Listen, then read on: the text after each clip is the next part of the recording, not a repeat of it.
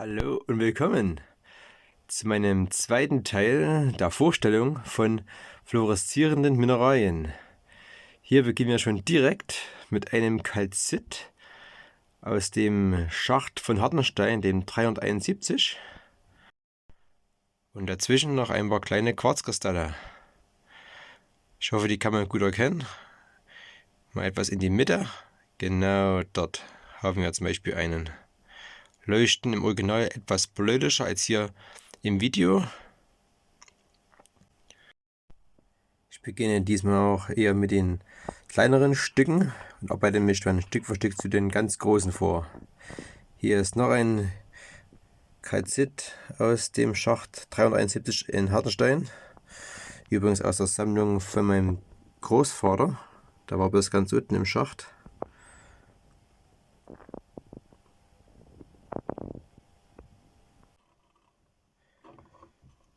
Die Vorstellung ist diesmal auch etwas, wie soll ich sagen, Calcit belastet. Hier ist ein weiterer, etwas unscheinbarer, weil ich jetzt auch nicht genau die Herkunft von diesem Stück, aber vielmehr mit in die Hand. Deswegen, ich wollte ihn jetzt nicht vorenthalten. Hier haben wir noch einen Barit, der allerdings jetzt nicht so schön leuchtet. Im Originalbild hat er einige gelb leuchtende Stellen, die man hier vielleicht ganz leicht sieht. Jetzt genau in der Mitte. Kommen aber scheinbar nicht so gut zur Geltung, sobald man ein Video darüber dreht, was etwas schade ist. Hier hätten wir einen schönen rosa leuchtenden Calcit von Hammer unter Wiesendahl.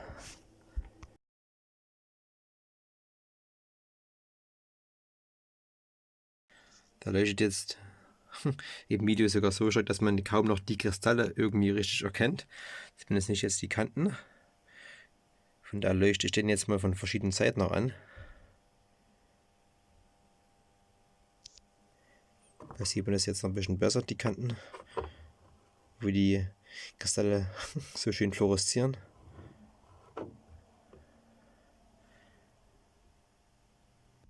Allerdings, das hat mich auch etwas gewundert, es gibt auch Calcite, die scheinbar so gut wie nicht fluoreszieren. Das, was man jetzt im Video sieht, ist eigentlich nur ein kleiner Schein. Das ist keine richtige Fluoreszenz. Hier eine Reflexion von dem Licht. Sieht es am Video jetzt wirklich so aus, als wenn er fluoreszieren würde, aber die reale Fluoreszenz vor der Kamera ist ziemlich dürftig. Ja. Orangencalcit aus Mexiko. Während ich im letzten Video zu den fluoreszierten Mineralien eine ziemlich große Sandrose präsentiert hatte, ist hier doch einmal eine ganz kleine, aber doch ganz niedlich. Hat eine schöne gelbe Fluoreszenz. Etwas von der Seite sieht man das vielleicht etwas besser. An den Spitzen der Kristalle sind die sogar leicht bläulich in der Fluoreszenz. Ja, finde ich ganz hübsch, mal auch von oben.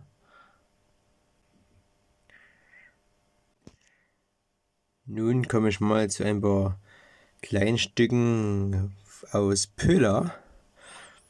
Wer es vielleicht kennt, das sind diese Honigbarite. Die haben selbst keine Fluoreszenz hier, allerdings das Material außenrum. Hier ist auch noch ein schöner großer Honigbarit. Ja. Hier auch noch der kleinere. Das Material außen herum, wenn man sich das etwas mit der Lupe anschaut, erkennt man, das sind alles kleine, teilweise verschachtelte Würfel. Ich nehme jetzt mal an, das sieht auch wirklich so aus wie Fluorid.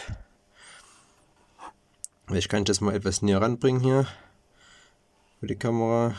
Ja. So richtig den Würfel sieht man jetzt hier nicht. Das ist das, was hier so gelblich weiß leuchtet, das ist offenbar Fluorid. Während dieser Fluorid hier wieder interessanterweise so gut wie gar nicht fluoresziert. Aber auf die Gründe bin ich ja schon im ersten Teil etwas eingegangen. Hängt immer zusammen, was in dem Fluorid an anderen mineralischen Beimungen bestehen, im Atomgitter. Hier fluoreszieren, wie gesagt, eher die kleinen Beimengungen auf dem Material selbst. Dagegen haben wir hier einen Fluorid von Schönbrunn. Im Original ist er grün. Fluoreszieren tut er doch hier etwas violett bis weiß. So unterschiedlich kann das eben sein. Dieser Fluorid hingegen fluoresziert wieder kaum, sondern eher die anderen Minerale, die dabei sind. Das ist ein Fluorid von Wolkenstein. Normalerweise sind die kleinen Fluoridwürfel hier gelb, ohne Fluoreszenz. Aber wie gesagt, hier ist ein Probestück. Hier hat man nur eine minimale Fluoreszenz.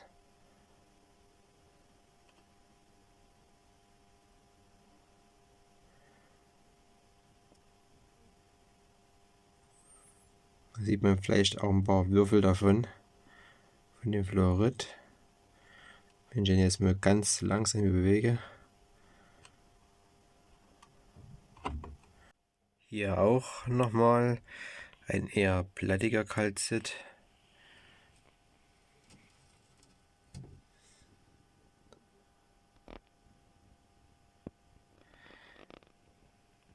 Leuchtet ebenfalls mit einem eher, würde ich sagen, dunklen Rosaton.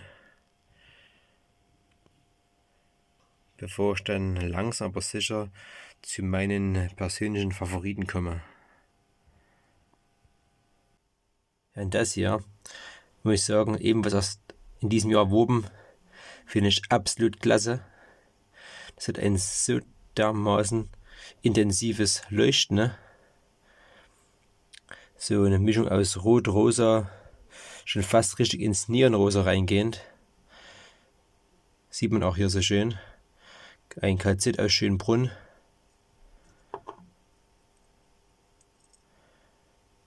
Rundherum hier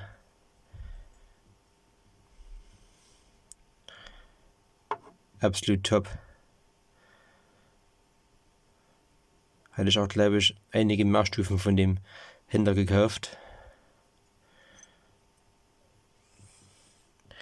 Und das ganze Stück hier, ja,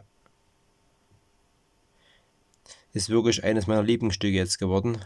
Gerade wenn es um UV-Minerale geht. Herrlich.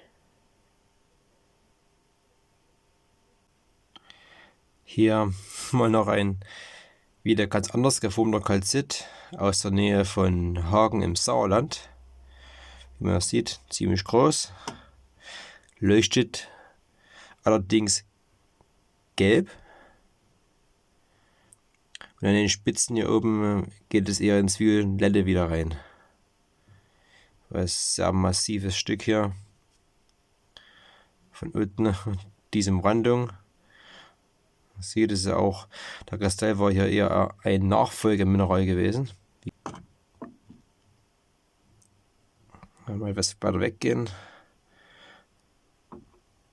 Sieht man schon diese Mischung von diesen Farben.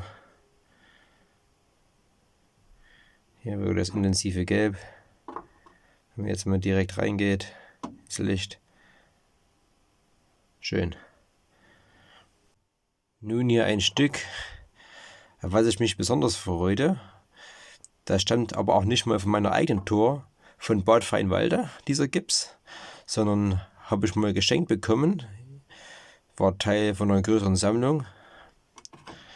Was so schön ist hier, wirklich, die ganzen Kanten, ne, leuchten so in einem neongrünen Ton, wenn man das jetzt mal live sehen würde.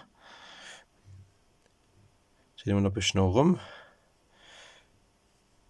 Wir können jetzt auch das Ganze durchleuchten, ne? durch diese ganzen Verunreinigungen im Gestein selbst. Gehen wir durch. Scheint es etwas durch. Und ja, wie soll ich sagen, hatte es ja auch in dieser Tour zu Bornwald schon mal etwas angeschnitten. Wenn er jetzt perfekt wäre, könnte man ihn wirklich, ja, wie ein Tannenbaum anleuchten mit UV-Licht. Wenn er eine schönere Form hätte. So ganz bis oben die Spitze hingestellt. Kleine UV-Birne drauf oder so eine LED gibt es ja auch schon. Hat man den perfekten Weihnachtsbaum aus Stein. Ich wusste nicht, dass die so leuchten. Und zu guter Letzt natürlich eine meiner Großstufen. Hier ein Dolomit mit Calcit, auch aus Schlema. Das Teil ist wirklich ziemlich groß und auch ziemlich schwer. Mit meiner linken Hand.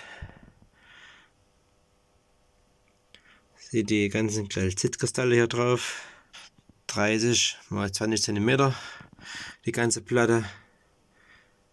Aber ich finde die wirklich traumhaft. Wird man wahrscheinlich auch so nicht mehr bekommen in dieser Form und Größe.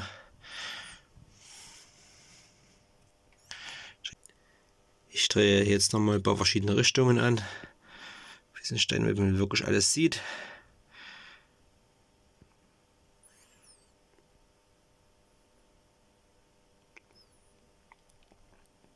Und ihr seht, das ist eine wirklich ziemlich große Platte.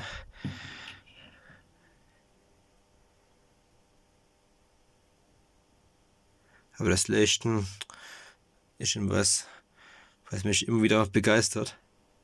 Diese Fluoreszenz.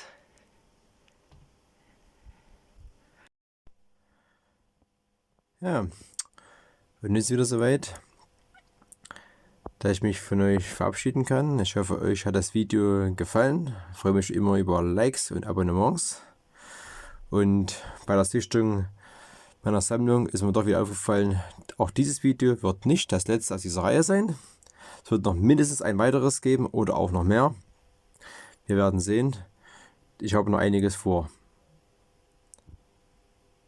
Vielen Dank fürs Zuschauen.